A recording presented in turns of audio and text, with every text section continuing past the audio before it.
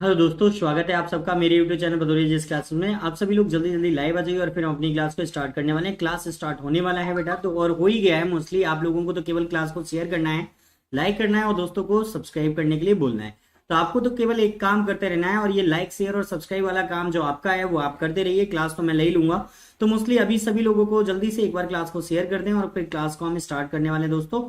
तो ये आपके लिए इंपॉर्टेंट क्लास होने वाली है। तो पहला क्वेश्चन मैं आपकी स्क्रीन पर डालने वाला हूँ। राम राम जी, राम राम सभी को। चलिए, जय हिंद, राधे राधे आप सभी को। तो जल्दी से दोस्तों आपको ये सारे काम करने हैं। तो आपको सारी क्लासेस को क्लियर करना है और मोस्टली जल्दी से क्वेश्चन के आंसर्स भी देने हैं। तो चलिए, पहला क्वेश्चन जो मैं आपकी स्क्रीन पर डालने वाला हूं वो है, बायलेस का आविष्कार किसने किया था? जल्दी से कमेंट करेंगे। मार्कोनी, चार्ल्स केटरिंग, जॉर्ज केले, जेनेव ग्रामे। तो आपको जल्दी से कमेंट करना है, वायरलेस का आविष्कार किसने किया था? तो दोस्तों जल्दी से कमेंट करेंगे आप सभी दोस्त कि वायरलेस का आविष्कार किसने किया था। मार्कोनी, चार्ल्स केटरिंग, जॉर्ज केले, जेनेव ग्रामे। कमेंट्स करेंगे जल्दी से दोस्तों। Option A B C D जो भी आपको सबसे बेस्ट लगता है जल्दी से अपना आंसर दीजिए। चलिए दोस्तों, सभी दोस्त जल्दी से क्लियर करेंगे क्वेश्चन के आंसर्स।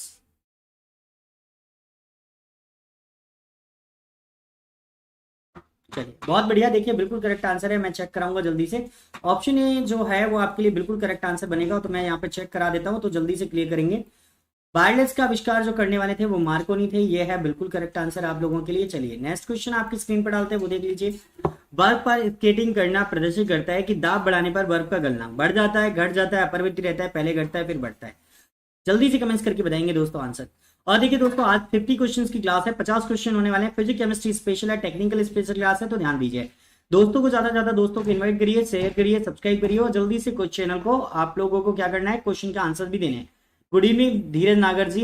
चलिए, गुड इवनिंग। आपको जल्दी से कमेंट्स करके मुझे बताना है और इस क्वेश्चन का आंसर। चलिए, तो मैं बता दूं, बर्फ पर स्टेटिंग करना प्रदर्शित करता है कि दाब बढ़ाने पर बर्फ का गलना घट जाता है। तो बिल्कुल करेक्ट आंसर ऑप्शन बी दोस्तों। आप सभी लोग बिल्कुल करेक्ट है। चलिए, मैं नेक्स्ट क्वेश्चन का आंसर आपकी स्क्रीन पर डालूंगा। क्वेश्चन, एल्यूमिनियम 1327 की इलेक्ट्रॉनिक संरचना है 2821, 283, 2812, 382। आपको जल्दी से option A B C D जो भी आपको अच्छा लगता है जल्दी से कमेंट्स करके आंसर बताएंगे और देखते हैं आप में से कितने दोस्त बिल्कुल करेक्ट होते हैं। चलिए दोस्तों, जल्दी से कमेंट्स करेंगे। चलिए, जल्दी से कमेंट्स करेंगे आप सभी दोस्त। चलिए चलिए चलिए, बहुत बढ़िया। फ्यूचर फौजी जी बिल्कुल करेक्ट है आप। देखिए, यहां पर आंसर होगा ऑप्शन बी, बिल्कुल करेक्ट। आपको देखना है कि यहां पर परमाणु क्रमांक पर आधारित होता है जो भी चीजें निकालनी होती हैं। देखिए, एल्यूमिनियम का जो परमाणु क्रमांक है वो 13 होता है। तो आपको इलेक्ट्रॉन भरते हैं आपबाऊ के नियम के अनुसार, तो 2, 8, कितना हुआ 10, बचे कितने 3। तो 2, 8 और 3। तो इसको आपको क्लियर करना है। देखिए, ये दोनों कौन से इलेक्ट्रॉन कहलाते हैं? कोर इलेक्ट्रॉन कहलाते हैं। और ये कौन सा कहलाता है? संयोजी इलेक्ट्रॉन। तो अगर आपसे एल्यूमिनियम में संयोजी इलेक्ट्रॉन की संख्या कितनी है पूछी जाती तो हम कितने लगाते? 3। और आपसे पूछा जाता कि एल्यूमिनियम में कोर इलेक्ट्रॉनों की संख्या कितनी होती है, तो 2 और 8 10 होती है टोटल। तो ये आपको पता पड़ना चाहिए। ये कोर इलेक्ट्रॉन होते हैं और ये जो इलेक्ट्रॉन होते हैं वो संयोजी इलेक्ट्रॉन होते हैं। ये क्वेश्चन भी आपके लिए बहुत आने वाले हैं, तो आप लोगों को याद रखना है। टोटल 13 बिल्कुल करेक्ट आंसर होगा। चलिए, आगे बढ़ेंगे। नेक्स्ट क्वेश्चन, फाउंटेन पेन के आविष्कारक कौन थे? बताइए। वाटरमैन, पार्कर, चेल पार्क, सेफर। तो जल्दी से कमेंट्स करेंगे, फाउंटेन पेन के आविष्कार कौन थे? बेटा कोई बफरिंग नहीं है, आप लोग अपना पिक्सल थोड़ा सा डाउन कर ले, बिल्कुल क्लियर चलेगी क्लास, यहां कोई बफरिंग नहीं है। तो फाउंटेन पेन के आविष्कारक कौन थे? जल्दी से कमेंट्स करेंगे। वाटरमैन, पार्कर, चेल पार्क, सेफर। तो जल्दी से कमेंट्स करेंगे दोस्तों। बहुत बढ़िया। देखिए, बिल्कुल करेक्ट आंसर है वाटरमैन। मैं जल्दी से चेक करूंगा। आगे बढ़ेंगे नेक्स्ट क्वेश्चन के लिए। तो चौराहों पर पानी के फुहारे में गेंद नाचती रहती है क्योंकि पानी का वेग अधिक होने से दाब घट जाता है, पानी का वेग अधिक होने से दाब अधिक हो जाता है, पानी के प्रस्तनाव के कारण, पानी की श्यानता के कारण। तो आपको जल्दी से क्लियर करना है आंसर सपना, और जल्दी से आप आंसर देंगे। मैं इसको तब तक फुहारा कर देता हूं।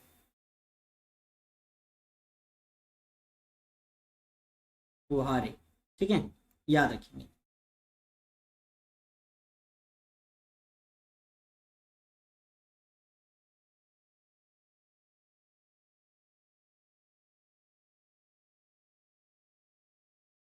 क्लियर करेंगे आप सभी दोस्त जल्दी से। पानी के फुहारे में गेंद नाचती रहती है क्योंकि पानी का वेग अधिक होने से दाब घट जाता है, पानी का वेग अधिक होने से दाब घट जाता है। ऐसे करके करेक्ट करना है। और देखिए, मैं यहाँ पे क्लियर करूंगा, ऑप्शन ए बिल्कुल करेक्ट होगा आपका। पानी का वेग अधिक होने से दाब घट जाता है। तो ये आपके लिए बिल्कुल करेक्ट आंसर है। देखिए, दाब से, प्रेशर से जितने भी क्वेश्चन है, मैं शायद आज इस क्लास में आपसे पूरे पूछ लूंगा, जिससे आपसे कभी भी इस टाइप के क्वेश्चन आते हैं तो कोई गलती ना हो आपके जो एग्जाम्स होने वाला है उसमें। तो दोस्तों ये क्लास आपके लिए बहुत ज्यादा बेनिफिशियल होने वाली है, ये आपके लिए बहुत ज्यादा इंपॉर्टेंट है। आगे बढ़ेंगे नेक्स्ट। निम्नलिखित में से कौन सी इलेक्ट्रॉनिक संरचना सोडियम आयन की है, आपको बताना है। 281, 28, 288 या 287। तो option A B C D, जो भी आपको अच्छा लगता है जल्दी से कमेंट्स करके बताएंगे। गुड इवनिंग देवेश भारद्वाज जी, गुड इवनिंग। चलिए जल्दी से क्लियर करेंगे दोस्तों, आप सभी दोस्त जल्दी से मुझे कमेंट्स करके बताएंगे आप। चलिए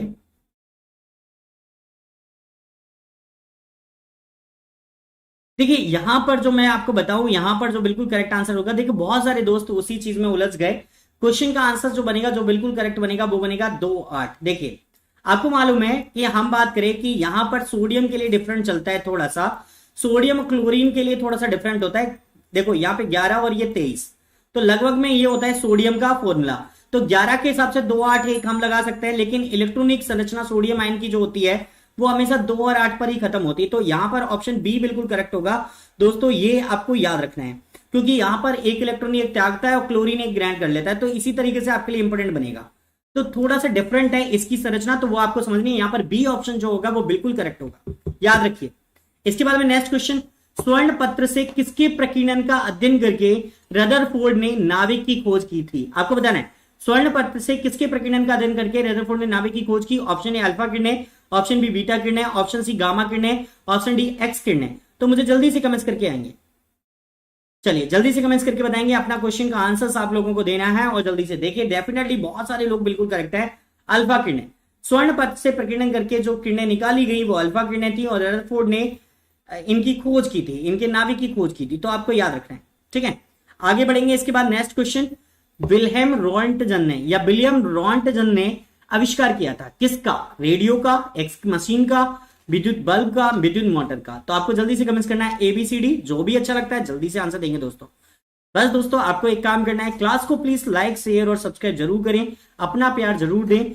देखिए मैं आपके लिए क्लासेस लेकर अवेलेबल होता हूं, अच्छे से अच्छी क्लास आपको प्रोवाइड कराने की कोशिश करता हूं। तो आपसे एक लाइक की उम्मीद करता हूं, तो प्लीज एक लाइक तो जरूर करें चैनल को, और दोस्तों को प्लीज इन्वाइट करें, ज्यादा से ज्यादा दोस्तों को शेयर भी करें। अभी आप लाइक करें प्लीज।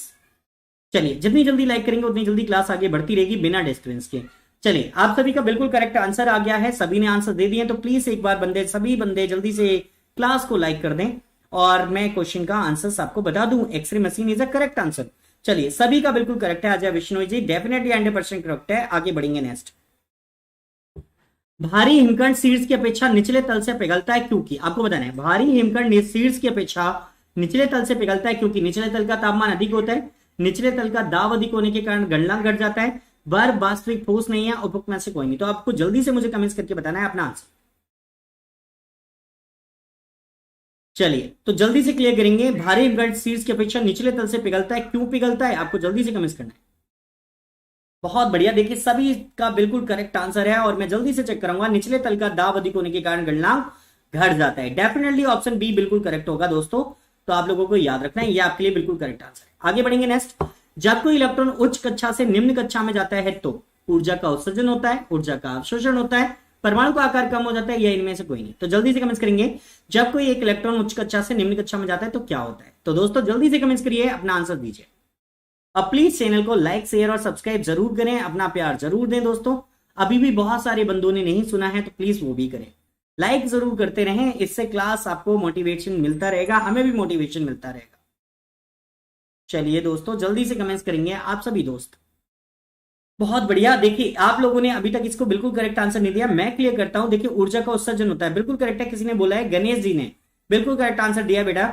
ऊर्जा का उत्सर्जन होता है, ऊर्जा हमेशा निकलती है। जब कोई इलेक्ट्रॉन उच्च कक्षा से निम्न कक्षा में जाता है तो ऊर्जा का उत्सर्जन होता है, ठीक है, हमेशा याद रखेंगे, ये बिल्कुल करेक्ट आंसर होगा आपका। आगे बढ़ेंगे नेक्स्ट। सोडियम परमाणु में कोर इलेक्ट्रॉनों की संख्या कितनी है? अभी आपको बताना है जल्दी से दोस्तों, 1, 2, 8, 10 कमेंट्स करके बताएंगे जल्दी से आपका क्या आंसर बिल्कुल करेक्ट होगा।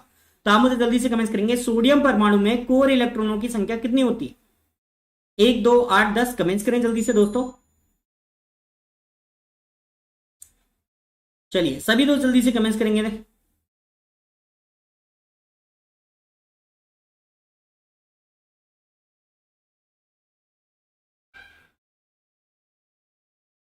चलिए जल्दी से कमेंट्स करें। देखिए आप सभी का जल्दी से जल्दी आंसर्स आना चाहिए और मुफ्ती चैनल को लाइक शेयर और सब्सक्राइब तो करना ही है दोस्तों। मैं आपको बता दूं, अभी मैंने आपको बताया सोडियम का सिंबल जो होता है वो 11 है ना और 23 होता है, आपको ऐसे करके याद रखना है, ठीक है। बहुत बढ़िया गौहर जमान खान, बिल्कुल करेक्ट आंसर है आपका। तो मैंने कोर इलेक्ट्रॉन पूछा था, तो मैंने अभी बताया था 2 8 और 3, तो 3 तो हो जाते हैं संयोजी इलेक्ट्रॉन। अगर आपसे पूछा जाता है सोडियम में संयोजी इलेक्ट्रॉन की संख्या कितनी है, तो आप क्या लगाते हैं 3, क्योंकि जो भी पिछले वाला इलेक्ट्रॉन बचता है उसे हम संयोजी इलेक्ट्रॉन कहते हैं और शुरुआत वाले इलेक्ट्रॉन को हम कोर इलेक्ट्रॉन कहते हैं। तो 2 और 8 क्या हो जाएंगे, कोर इलेक्ट्रॉन हो जाएंगे। तो 2 और 8 मिलकर कितने बनाते हैं, 10 बनाते हैं। तो यहां पर हम क्या करेंगे, टैग। तो जो 10 है वो कौन सा इलेक्ट्रॉन है, कोर इलेक्ट्रॉन है, और एक क्या होगा, संयोजी इलेक्ट्रॉन होगा। आपको याद रखना है, ऐसे इंपॉर्टेंट बनेगा। आगे बढ़ेंगे। टाइपराइटर के आविष्कारक कौन थे, आपको जल्दी से कमेंट करना है। Davy, Sholes, Roentgen, Marconi. तो कमेंट्स करें जल्दी से, टाइपराइटर के आविष्कार कौन थे। देखते हैं कितने दोस्त इस क्वेश्चन का आंसर बिल्कुल करेक्ट दे पाएंगे। और दोस्तों प्लीज जल्दी से चैनल को अपना प्यार जरूर दें, लाइक जरूर करें। अभी भी 9 बंदे देख रहे हैं हमको एक्स्ट्रा और उन्होंने अभी तक लाइक नहीं किया, तो प्लीज दोस्तों अपना प्यार जरूर दें, चैनल को एक बार लाइक करें। और अगर आपने अभी तक चैनल को सब्सक्राइब नहीं किया तो प्लीज दोस्तों सब्सक्राइब भी करें, बेल आइकन को दबाएं। अगर आप इसी प्रकार की क्लासेस चाहते हैं कि रेगुलर आपको मिलती रहें और आप अपने एग्जाम की बेहतर तैयारी कर पाए, तो मेरे साथ जुड़िए। चलिए अभी क्लियर करेंगे जल्दी से। ऑप्शन बी इज बिल्कुल करेक्ट आंसर। तो आपको क्लियर करना है बेटा, कोई वफरिंग नहीं है, याद रखिए आप सभी। तो option B is a correct answer. तो आपके लिए बिल्कुल करेक्ट आंसर होगा सॉल्स। तो टाइपराइटर का जो आविष्कारक था वो सॉल्स था। आगे बढ़ेंगे नेक्स्ट। दलदल में फंसे व्यक्ति को लेट जाने की सलाह दी जाती है क्योंकि क्षेत्रफल अधिक होने से दाब कम हो जाता है, क्षेत्रफल अधिक होने से दाब अधिक हो जाता है, दाब व क्षेत्रफल में कोई संबंध नहीं है, उपेक्ष सभी कारणों से। तो ऑप्शन ए जो है, क्षेत्रफल अधिक होने से दाब कम हो जाता है। बी सी डी जो भी आपको बेस्ट लगता है, आपको जल्दी से कमेंट्स करके अपने आंसर देने। देखते हैं कितने दोस्त बिल्कुल करेक्ट आंसर दे पाएंगे। चलिए कमेंट्स करेंगे।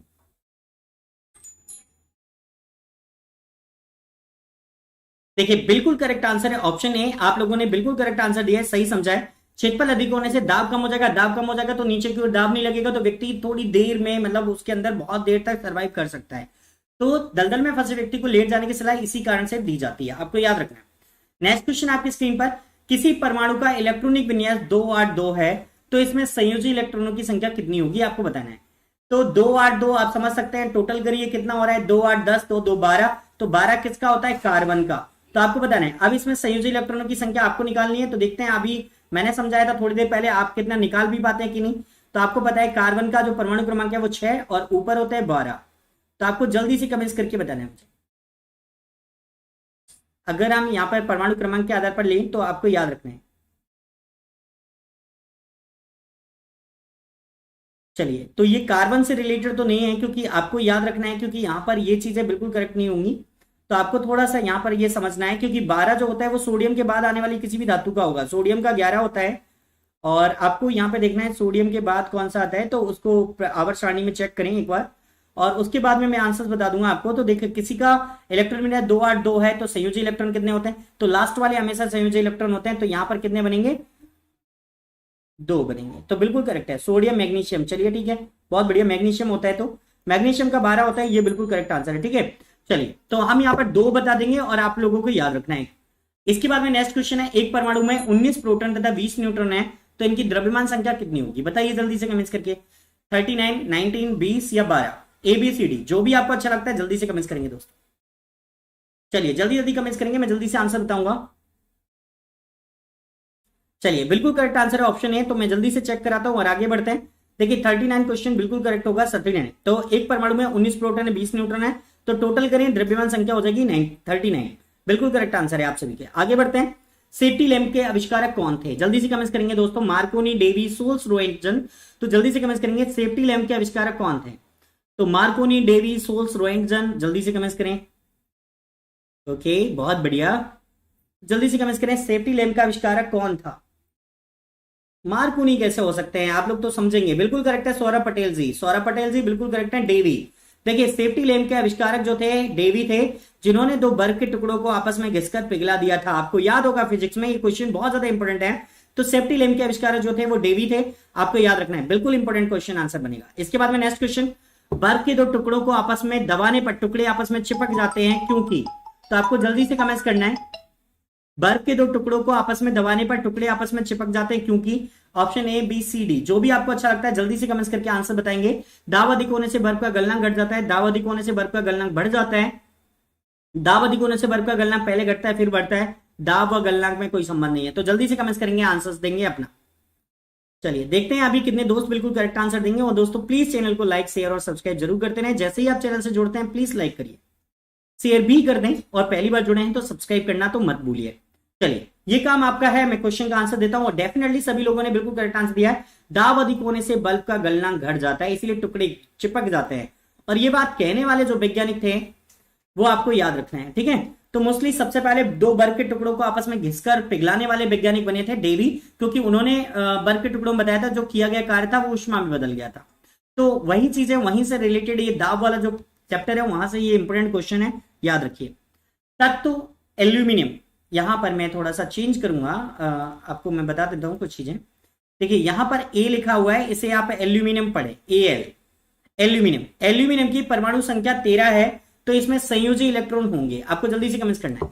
तत्व एल्यूमिनियम की परमाणु संख्या 13 है, तो इसमें संयोजी इलेक्ट्रॉन होंगे 0 1 2 3। तो कमेंट्स करें जल्दी से।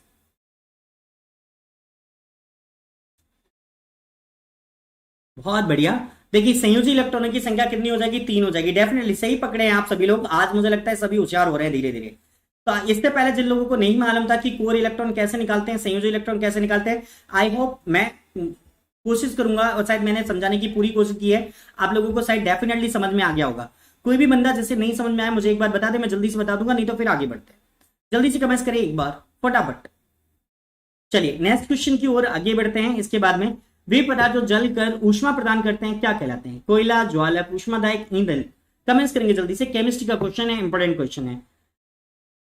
चलिए क्लियर करेंगे। वे पदार्थ जो जल कर ऊष्मा प्रदान करते हैं क्या कहलाते हैं? कोयला, ज्वालक, ऊष्मादायक और ईंधन। अंकित अभी आपको नहीं आएंगे, आपने अभी ऑफलाइन नहीं पढ़ा है। जब भी मैं क्लियर करूंगा, जब भी आप मेरे पास पढ़ेंगे मैं क्लियर करूंगा डेफिनेटली, है ना। अभी टेक्निकल क्लास है तो टेक्निकल को बिना कंटिन्यू सीधे चलते रहते हैं। चलिए तो यहां पर ये बिल्कुल करेक्ट आंसर होगा ऑप्शन डी। आप लोग समझिए, वे पदार्थ जो जलकर ऊष्मा प्रदान करते हैं वो ईंधन कहलाते हैं। बिल्कुल करेक्ट आंसर। नेक्स्ट क्वेश्चन, बिजली के बल्ब का आविष्कार किसने किया था? Thomas Alva Edison, James Watt, Thomas More, इनमें से कोई नहीं। जल्दी से कमेंट करेंगे दोस्तों और अपना आंसर देंगे।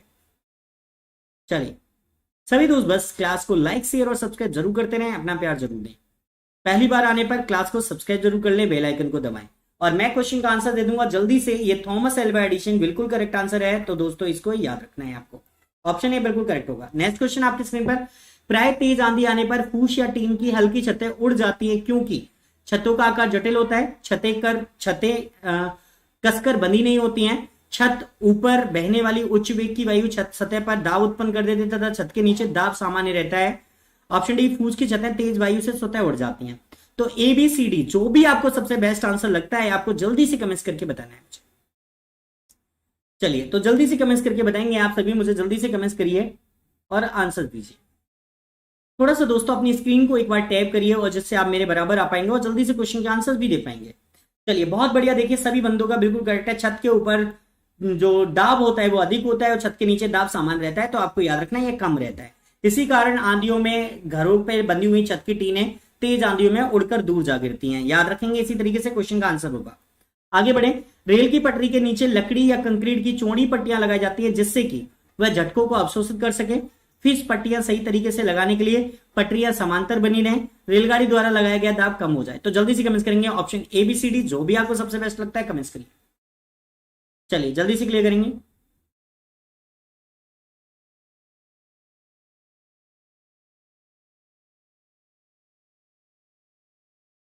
बहुत बढ़िया। स्नेहा सिंह जी सिकरबार बिल्कुल करेक्ट है। सौरभ पटेल जी बहुत बढ़िया। देखिए बहुत सारे दोस्तों ने बिल्कुल करेक्ट आंसर दिया है। रेलगाड़ी द्वारा लगाया गया दाब कम हो जाए, इसीलिए इसके नीचे चौड़ी पट्टियां लगाई जाती है। याद रखेंगे आप, इंपोर्टेंट बनेगा। आगे बढ़े। पहाड़ों पर कभी कभी व्यक्तियों के नाक व मुंह से खून निकलने लगता है क्योंकि ऊंचाई बढ़ने से रक्तदाब बढ़ता है, ऊंचाई बढ़ने के साथ रक्तदाब घटता है, ऊंचाई बढ़ने के साथ वायुमंडलीय दाब बढ़ता है, ऊंचाई बढ़ने के साथ वायुमंडलीय दाब घटता है। तो जल्दी से कमेंट्स करेंगे option A B C D. तो जल्दी से कमेंट्स करें दोस्तों।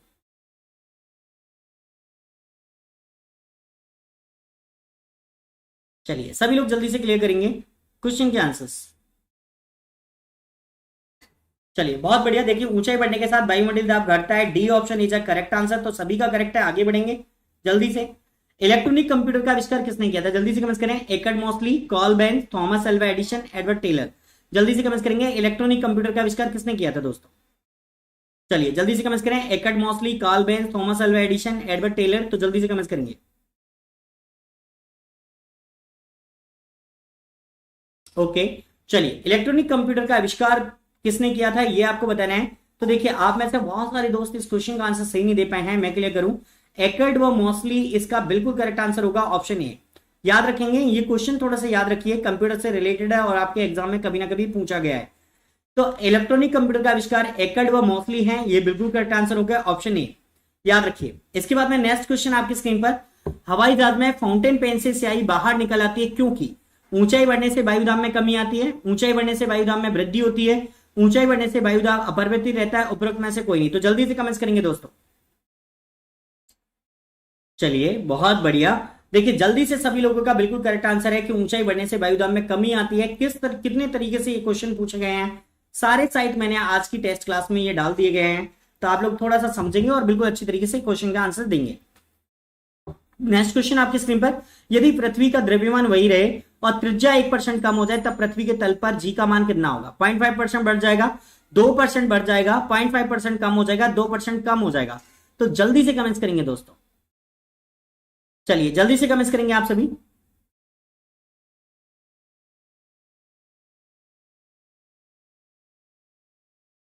ओके बहुत जल्दी क्लियर करेंगे सभी लोग। चलिए बहुत बढ़िया, देखिए आप लोगों को यहाँ पे याद रखना है 0.5%। देखो आपसे पूछा गया पृथ्वी के द्रव्यमान रह रहे त्रिज्या 1% कम हो जाए, ऑप्शन बी बिल्कुल करेक्ट होगा, 2% बढ़ जाएगा।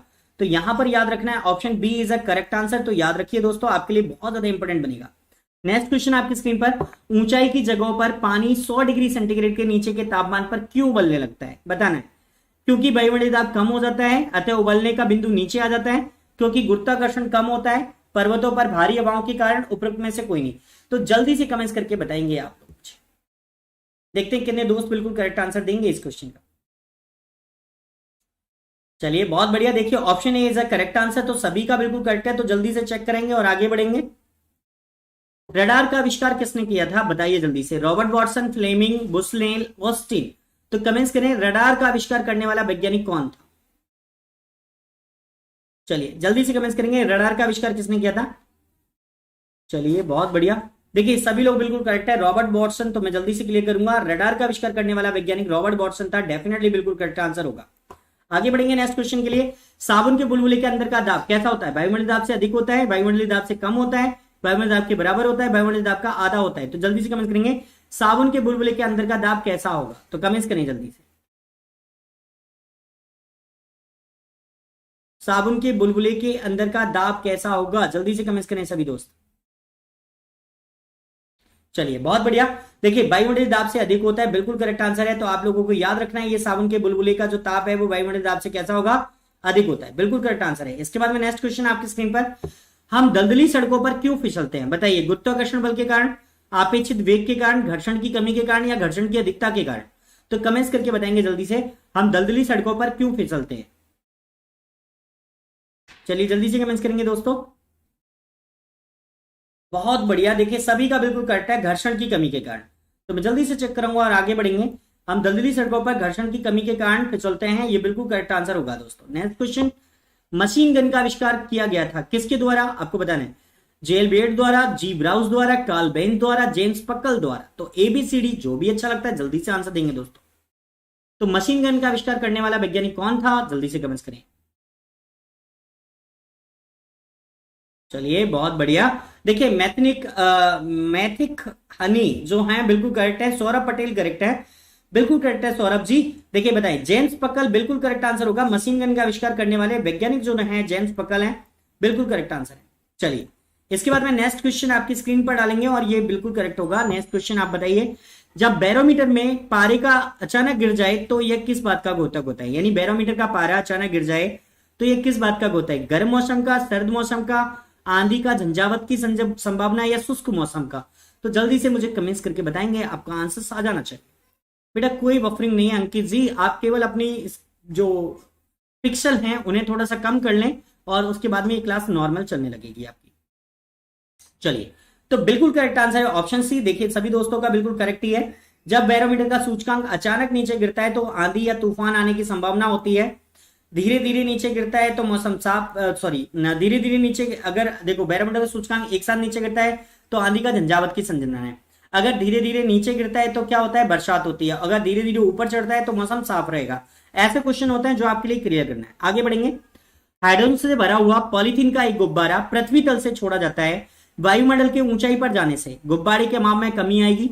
गुब्बारा चपटा होकर चक्रिका प्रकार के आकार में आएगा।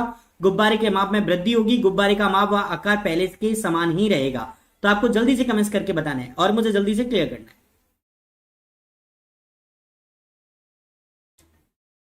चलिए जल्दी से क्लियर करिए। ओके, बहुत बढ़िया। देखिए ज्यादातर दोस्त जल्दी से कमेंट्स करके आंसर देंगे अपना, और मोस्टली लोगों ने बिल्कुल करेक्ट आंसर भी दिया है। सी ऑप्शन बिल्कुल करेक्ट है। देखिए गुब्बारे के माप में वृद्धि होगी। जब गुब्बारा बढ़ेगा, देखो ताप बढ़ेगा, ताप बढ़ेगा तो गैसों का आयतन बढ़ेगा, आयतन बढ़ेगा तो गुब्बारे के माप में क्या होगी, वृद्धि होगी। और एक वो समय आएगा जब गुब्बारा फूट जाएगा। तो आपको याद रखना option C is a correct answer. चलिए आगे बढ़ेंगे नेक्स्ट क्वेश्चन के लिए। समतल की अपेक्षा पर्वतों पर सांस लेना क्यों कठिन होता है, जल्दी से बताइए। ऊंचाई के बढ़ने पर वायु दाब घट जाता है और ऑक्सीजन की आवश्यकता बढ़ जाती है। पर्वतीय वायु भारी होती है और फेफड़ों में से भरी नहीं जा सकती। पर्वतीय वायु अशुद्ध होती है इसलिए हम लोग नहीं ले पाते। उपरोक्त में से कोई नहीं। तो जल्दी से कमेंट्स करके बताइए। बहुत बढ़िया। देखिए गणेश सूर्यवंशी, जगदीश ककिस जी, नेहा शर्मा, सौरभ पटेल, गणेश रॉयल, मितिक, सौरभ, बिल्कुल करेक्ट आंसर है। Option A is a correct answer. चलिए मैं जल्दी से चेक करूंगा, आगे बढ़ेंगे। बिल्कुल करेक्ट आंसर होगा ऑप्शन ए। आगे बढ़ेंगे नेक्स्ट। सेफ्टी रेजर का आविष्कार किसने किया था, बताइए। Steve Cher, Lawrence Strauss, Gillette, Steve Jobs. तो जल्दी से कमेंट्स करके बताएंगे मुझे। Option A B C D जो भी अच्छा लगता है जल्दी से बताइए। चलिए दोस्तों जल्दी से क्लियर करेंगे आप सभी। बिल्कुल करेक्ट है मैथिक हनी जी, बिल्कुल करेक्ट है जिलेट। देखिए जिलेट एक रेजर भी है, आप लोगों को याद है, एक क्रीम फॉग या किसी के चौर में आता है जिलेट। तो आपको याद रखना है। तो सेफ्टी रेजर का आविष्कार जो किया गया था वो जिलेट नामक वैज्ञानिक ने किया था। आपके लिए बिल्कुल करेक्ट आंसर होगा ऑप्शन सी। आगे बढ़ेंगे नेक्स्ट। जब 14 वायु दाब मापी किसी ऊंचे पर्वत पर ले जाया जाता है तो नलिका में पारा गिर जाता है, क्योंकि वहां वायु अपेक्षाकृत हल्की होती है। ताप में न्यूनता के साथ पारा निम्न हो जाता है। वहां पर वायुमंडलीय दाब निम्न हो जाता है। वहां पर पृष्ठ तनाव घट जाता है। तो जल्दी से कमेंट्स करके बताएंगे option A B C D, और देखते हैं कितने दोस्त बिल्कुल करेक्ट आंसर दे पाएंगे इस क्वेश्चन का। चलिए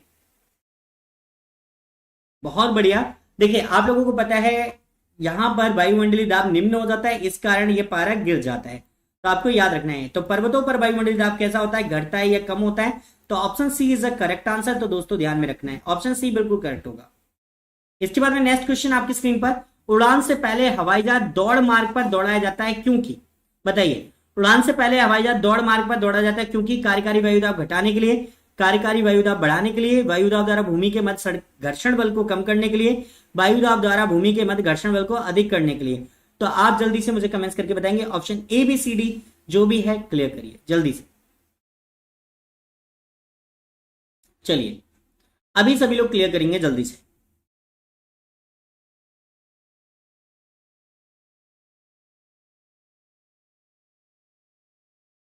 देखिए बिल्कुल करेक्ट आंसर है ऑप्शन सी, वायु दाब द्वारा भूमि के मध्य घर्षण बल को कम करने के लिए।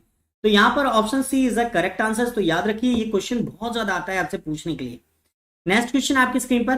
पारद थर्मामीटर का आविष्कार किसने किया था, बताइए। पारे का थर्मामीटर का आविष्कार किसने किया था, Newton, Fahrenheit, Presley, Galileo. Comments करेंगे जल्दी से दोस्तों। पारद थर्मामीटर का आविष्कार किसने किया था। बहुत जल्दी आंसर आते हैं गणेश सिंह जी। क्या बहुत बढ़िया गणेश, मजा आता है तुम्हें देखकर। चलिए और बढ़िया जल्दी से आंसर देंगे सभी लोग। धनंजय जी बहुत बढ़िया, नेहा शर्मा बिल्कुल करेक्ट है, सौरभ पटेल चेक करेंगे जल्दी से। Fahrenheit is the correct answer. तो याद रखिए पारे का थर्मामीटर का आविष्कार किया था फेरेनहाइट ने। नेक्स्ट क्वेश्चन आपकी स्क्रीन पर। हाइड्रोजन से भरा रबर का गुब्बारा वायु में ऊपर जाकर फट जाता है, क्योंकि हाइड्रोजन का भार बढ़ जाता है ना। यहां पर भर लिखा हुआ है, मैं इसे भार कर देता हूं। वायु दाब बढ़ जाता है, वायुमंडल का दाब घट जाता है, या वायु दाब घट जाता है। हाइड्रोजन का दाब घट जाता है या वायु दाब घट जाता है। तो जल्दी से कमेंट्स करेंगे। चलिए यहां पर आपको आंसर्स क्लियर करना है जल्दी से जल्दी।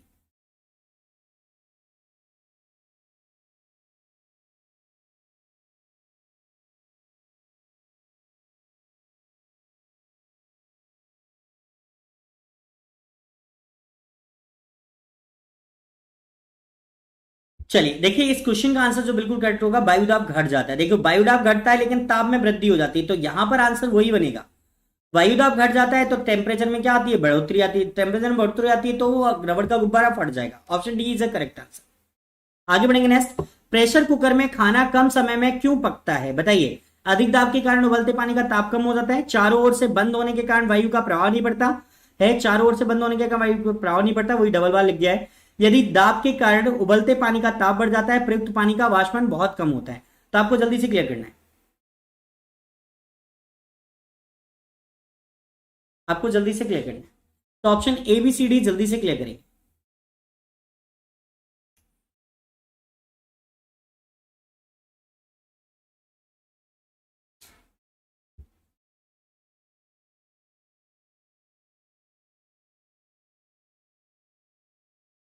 ऑप्शंस बताइए। चलिए बहुत बढ़िया, option C is a correct answer. देखिए सभी दोस्तों का बिल्कुल करेक्ट आंसर ऑप्शन सी, याद रखेंगे बिल्कुल करेक्ट होगा। आगे बढ़ेंगे नेक्स्ट क्वेश्चन।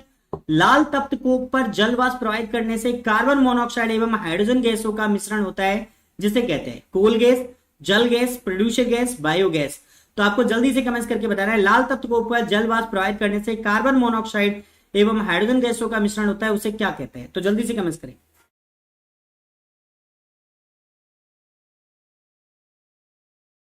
चलिए जल्दी से क्लियर करेंगे आप सभी लोग।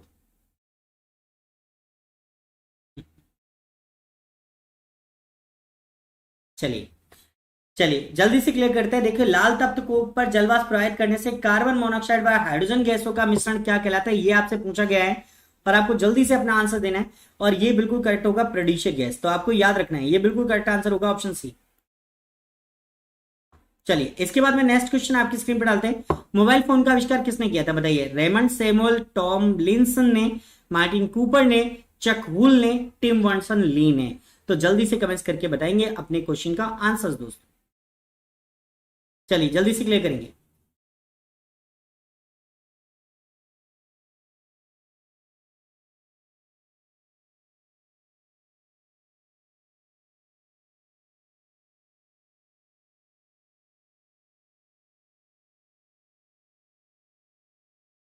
चलिए कमेंट्स करेंगे जल्दी से दोस्तों।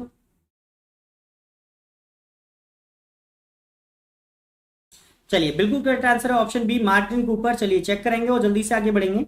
तो मोबाइल फोन का आविष्कार किसने किया था, मार्टिन कूपर ने किया था, ये बिल्कुल करेक्ट आंसर है। चलिए इसके बाद में नेक्स्ट क्वेश्चन आपकी स्क्रीन पर। निम्नलिखित में से कौन सा मिश्रण कोल गैस कहलाता है, तो आपको बताना है। ए बी सी डी, जो भी आपको अच्छा लगता है जल्दी से अपना आंसर देंगे।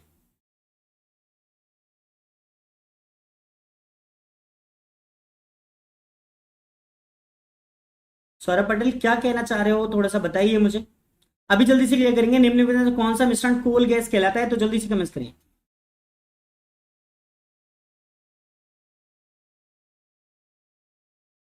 मोबाइल चला रहे हो क्या?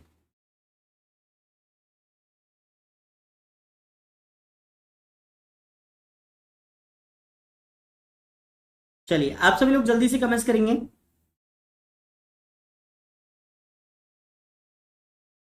चलिए बिल्कुल करेक्ट आंसर है ऑप्शन ए, आपको याद रखना है, ये बिल्कुल करेक्ट आंसर होगा।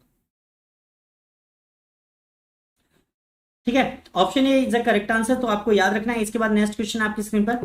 कार्बन मोनोऑक्साइड और नाइट्रोजन के गैसीय मिश्रण को क्या कहते हैं, कोल गैस, जल गैस, प्रोड्यूसर गैस, प्राकृतिक गैस। आपको कमेंट्स करना है। कार्बन मोनोऑक्साइड और नाइट्रोजन के गैसीय मिश्रण को हम क्या कहते हैं, जल्दी से कमेंट्स करेंगे आप सभी। कार्बन मोनोऑक्साइड और नाइट्रोजन के गैसीय मिश्रण को हम क्या कहते हैं, कमेंट्स करें जल्दी से।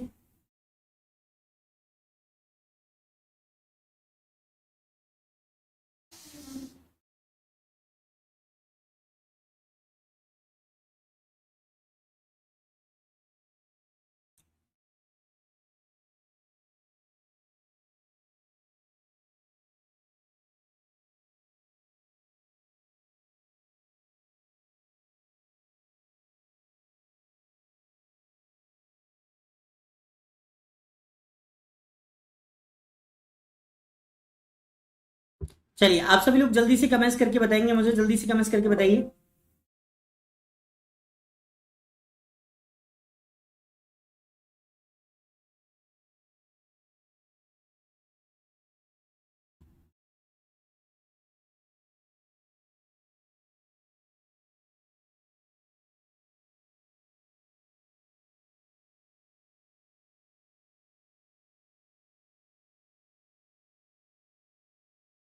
सभी लोग जल्दी से क्लियर करेंगे।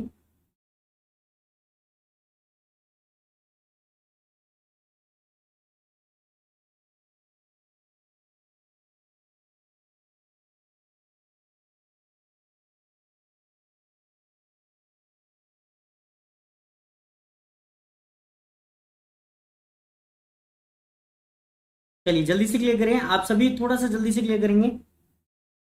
चलिए देखिए, आपको मालूम है कार्बन मोनोऑक्साइड और नाइट्रोजन के गैसीय मिश्रण को क्या कहते हैं, तो आपको जल्दी से क्लियर करना है। इस क्वेश्चन का आंसर जो बिल्कुल करेक्ट होगा वो प्रोड्यूसर गैस होगा। तो आपको याद रखना है। क्या हो गया सर जी, ब्लैक हो गया? नहीं, बस थोड़ा सा प्रॉब्लम था, बाकी क्या अभी बिल्कुल क्लियर है। तो आपको याद रखना है ऑप्शन सी इज अ बिल्कुल करेक्ट आंसर। ठीक है, ऑप्शन सी इज अ बिल्कुल करेक्ट आंसर, तो आपको याद रखना है ये बिल्कुल करेक्ट आंसर होगा। अभी सब कुछ दिखेगा, टेंशन ना लें। चलिए option C is a correct answer. देखिए दोस्तों, आप लोगों को मैं एक चीज दिखा रहा हूं कि अभी पिछला कुछ क्वेश्चन मैंने बाय मिस्टेक 40 नंबर क्वेश्चन मैंने बाय मिस्टेक गलत चेक करा दिया है। आपको मैं ये चेक कराता हूँ थोड़ा सा, ये आप लोगों को थोड़ा सा ध्यान देना है। मैं यहाँ पे चेक कराता हूँ, एक मिनट। इरेजर कैसे आएगा इसका? देखिए इस क्वेश्चन का आंसर जो बनेगा वो option B is a correct answer होगा। तो आपको याद रखना है ऑप्शन बी बिल्कुल करेक्ट होगा। तो आपको थोड़ा सा समझ लेना है, यहाँ पर option B is a correct answer होगा। थोड़ा सा मैं इरेजर ले लेता हूँ और इसको चेक कर इसको।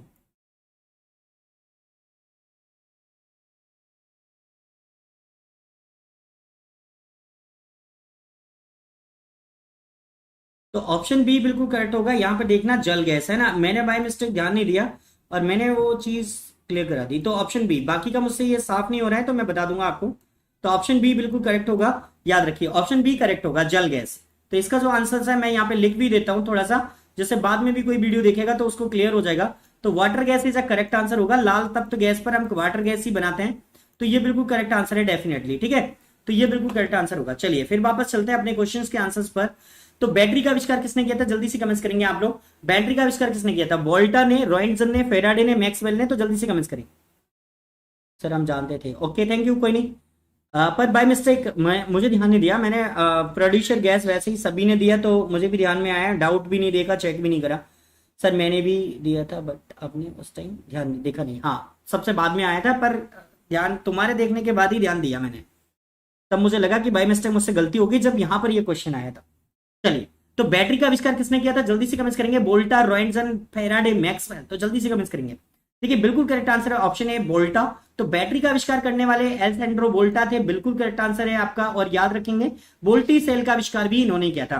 तो बोल्टी सेल का आविष्कार भी इन्होंने किया, बोल्टा ने, और बैटरी का भी आविष्कार किया। तो बिल्कुल करेक्ट आंसर बनेगा। आगे बढ़ेंगे, नेक्स्ट क्वेश्चन। प्राकृतिक गैस में मुख्यतः रहता है methane, ethane, propane, butane. Comments करेंगे प्राकृतिक गैस में मुख्यतः क्या रहता है। Option A B C D, जो भी अच्छा लगता है जल्दी से कमेंट्स करें दोस्तों। देखिए दोस्तों, प्लीज क्लास को एक बार शेयर जरूर करें करें। आप लोग आते हैं लेकिन शेयर नहीं करते अपने दोस्तों को। आप सोचते हैं कि हम ही पढ़ लें, दूसरा ना पढ़े। तो आप ज्यादा से ज्यादा दोस्तों को शेयर भी करें, ज्यादा से ज्यादा दोस्तों को अपने साथ जोड़ें। तो यहां पर जो बिल्कुल करेक्ट आंसर होगा, प्राकृतिक गैस का मुख्य तय जो रहता है वो क्या रहता है। आपने बिल्कुल करेक्ट आंसर चुना है, methane is a correct answer. तो आपको याद रखना है। चलिए इसके बाद में नेक्स्ट क्वेश्चन आपकी स्क्रीन पर। नॉर्मल ब्यूटेन तथा आइसोब्यूटेन का द्रवित किया हुआ मिश्रण क्या कहलाता है? जल gas, coal gas, producer gas, द्रवित पेट्रोलियम गैस। कमेंट्स करेंगे जल्दी से दोस्तों। तो नॉर्मल ब्यूटेन तथा आइसोब्यूटेन का द्रवित किया हुआ मिश्रण क्या कहलाता है? तो आपको जल्दी से कमेंट्स करके बताना है दोस्तों, और इस क्वेश्चन का आंसर देना है। तो आप सभी जल्दी से जल्दी अपना कमेंट्स करके मुझे आंसर्स देंगे, और प्लीज स्क्रीन को एक बार टैप करेंगे जिससे आप लाइव आ जाएं। तो आप सभी मेरे बराबर ही क्वेश्चन के आंसर्स दे पाएंगे। तो जल्दी से कमेंट्स करेंगे अभी दोस्तों, और स्क्रीन को एक बार टैप करें जिससे मेरे बराबर आंसर दे पाए। चलिए मैं चेक करूंगा जल्दी से क्वेश्चन का आंसर, और बिल्कुल करेक्ट है आप सभी लोग। द्रवित पेट्रोलियम गैस इज बिल्कुल करेक्ट आंसर। तो द्रवित पेट्रोलियम गैस बिल्कुल करेक्ट आंसर होगा। मोस्टली पेट्रोल आपको याद रखना है, नॉर्मल ब्यूटेन और आइसोब्यूटेन का ही मिश्रण होता है। तो डी इज बिल्कुल करेक्ट आंसर। चलिए सभी का बिल्कुल करेक्ट है। तो चलिए आगे बढ़ेंगे। इसके बाद नेक्स्ट क्वेश्चन। सुरक्षा की दृष्टि से खाना पकाने वाली एलपीजी गैस सिलेंडर में क्या भरकर गैस को गंध युक्त बनाया जाता है? Helium, ammonia, mercaptan, ethane, ether. तो आपको एबीसीडी जो भी अच्छा लगता है जल्दी से क्लियर करें। ठीक है, तो जल्दी से क्लियर करेंगे। चलिए तो जल्दी से क्लियर करें। ओके, बहुत बढ़िया। हैप्पी लंगई जी, हैप्पी गुर्जर ने नाम चेंज किया है क्या अपना? हैप्पी लंगई, मुझे थोड़ा कमेंट करके बताओ। हैप्पी,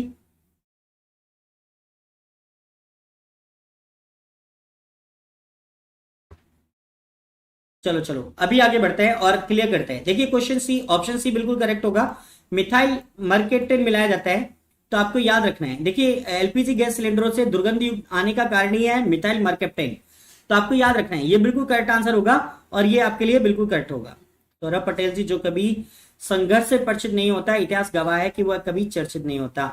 डेफिनेटली बिल्कुल करेक्ट बात है और आप लोगों को संघर्ष करना है, हमें भी करना है, डेफिनेटली कर ही रहे हैं। चलिए आगे बढ़ेंगे। नेक्स्ट, निम्नलिखित में से गलत युग्म को चिन्हित करना है, आपको बताना है इनमें से कौन सा किसी आविष्कार से सम्मिलित नहीं है। तो option A madam Curie dynamite से संबंधित है, आपको बताना है। एजी बेल टेलीफोन से है, जेएल बेल टेलीविजन से है, जेम्स वाट स्टीम इंजन से है। आपको बताना है कि इनमें से कौन सा गलत है। तो बताइए जल्दी से, देखते हैं कितने दोस्त इसको समझ पाएंगे और आंसर दे पाएंगे। चलिए दोस्तों, बिल्कुल करेक्ट आंसर है ऑप्शन है, मैडम क्यूरी ने रेडियम की खोज की थी, ना कि डायनामाइट की। डायनामाइट की खोज करने वाले वैज्ञानिक अल्फ्रेड नोबल थे। तो आपको पता है कि ऑप्शन ए बिल्कुल करेक्ट होगा आंसर्स, क्योंकि यही नहीं करता मैच अन्य तीनों से। तो एजी बेल ने टेलीफोन का आविष्कार किया, जेएल वेडर ने टेलीविजन का किया, जेम्स वाट ने स्टीम इंजन का आविष्कार किया। बिल्कुल करेक्ट आंसर है ऑप्शन ए होगा गलत आंसर, तो बिल्कुल करेक्ट आंसर होगा।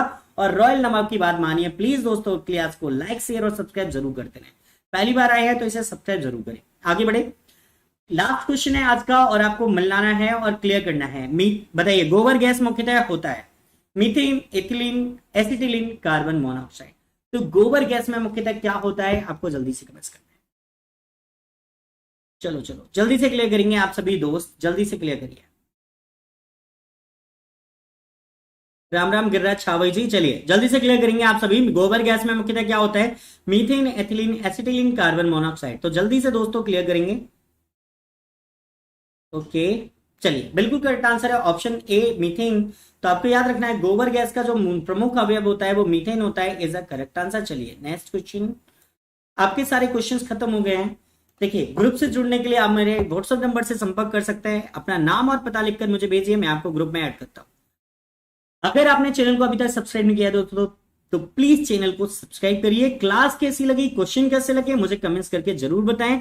आप मुझे जल्दी से कमेंट्स करके बता दें कि आपको ये क्लास कैसे लगी। देखिए दोस्तों, अगली बार से कुछ नया करने वाले हैं। आपको लास्ट में मेरे कॉन्टेक्ट नंबर के साथ में आपको कुछ क्वेश्चन भी दिए जाया करेंगे, 2 या 3 क्वेश्चन, जिन्हें आपको क्लास समाप्त होने के बाद कमेंट बॉक्स में कमेंट करके अपने आंसर्स देने हैं। लगभग 3 से 4 क्वेश्चन, देखते हैं आप कितनी अच्छी तरीके से पढ़े थे, तो आपको आंसर्स भी लगाने हैं। चलिए दोस्तों, ये सारी चीजें हम क्लियर करेंगे और आपको सारी चीजें क्लियर करनी है। चलिए ठीक है, चलिए आज की क्लास को यहीं पर समाप्त करते हैं। तब तक के लिए जय हिंद, राधे राधे दोस्तों, नमस्कार।